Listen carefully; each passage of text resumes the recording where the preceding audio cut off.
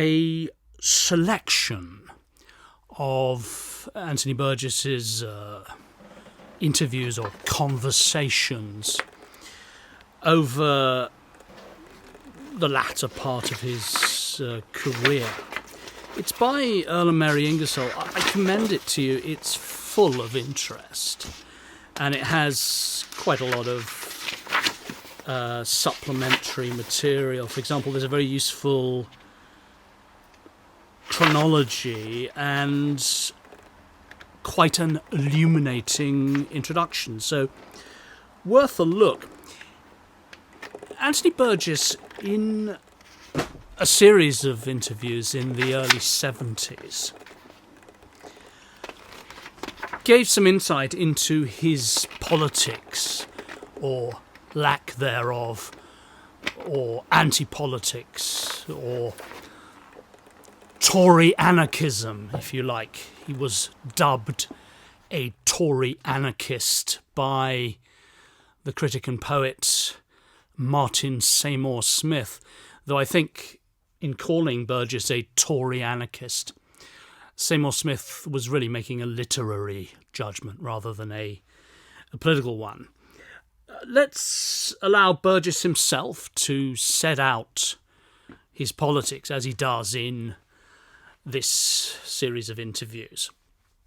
He kicks off with an assessment of the US presidency, which he describes as a Tudor monarchy plus telephones. And he is invited to put forward an alternative for the rebel colonists, if you want to call them that, in North America. His alternative is this: either a return to the limited monarchy of the British Commonwealth, a constitutional monarch is at least out of politics and can't get dirty or corrupt, or devolution into unfederated states with a loose cooperative framework for large development schemes. So, what are Burgess's politics? He states, I think I'm a Jacobite, meaning that I'm traditionally Catholic, support the Stuart monarchy and want to see it restored, and distrust imposed change, even when it seems to be for the better. I honestly believe America should become monarchist, and preferably Stuart.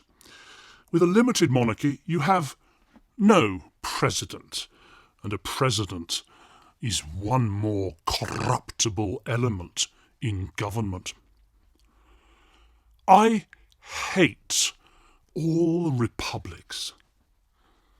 I suppose my conservatism, since the ideal of a Catholic Jacobite imperial monarch isn't practicable, is really a kind of anarchism. Well, what about anarchism? I mean, is he really an anarchist? I think the answer is no. Burgess explains, anarchy is a man's own thing, and I think it's too late in the day to think of it as a viable system or non-system in a country as large as America. It was all right for Blake or Thoreau, but we'll never get it so full-blooded again.